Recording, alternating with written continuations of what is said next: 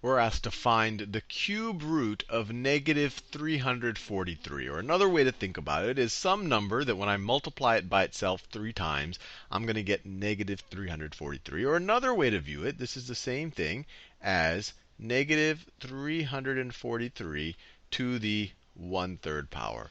And the best way to do this is to really just try to factor this out. So the first thing we could do, so let me just factor negative 343. So the first thing I'd like to do is just factor out the negative 1.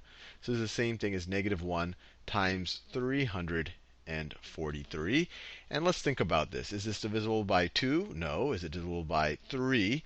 See, the digits do not add up to a multiple of 3. They add up to 10. So it's not divisible by 3. Not divisible by 4, since it's odd. Not divisible by 5, because it doesn't end with a 5 or 0. If it's not divisible by 6, because it's not divisible by 2 or 3. Is it divisible by 7? Let's check this out. So 7 goes into 343. 7 goes into 34 4 times. 4 times 7 is 28. 34 minus 28 is going to be 6. Bring down the 3. 7 goes into 63 exactly 9 times. And then we end up, so 9 times 7 is 63.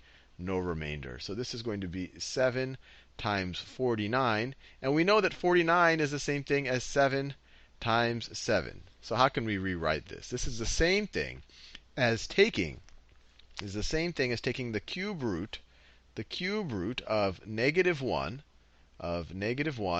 times 7 times 7 times 7, which is the same thing as taking the cube root of negative 1 times the cube root of 7 times 7 times 7.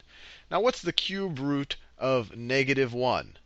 Well, negative 1 times itself 3 times is negative 1. So this right here is negative 1. You can verify it. Negative 1 times negative 1 times negative 1 is indeed negative 1. This becomes positive 1. Multiply by negative 1 again, you get negative 1. So this is negative 1.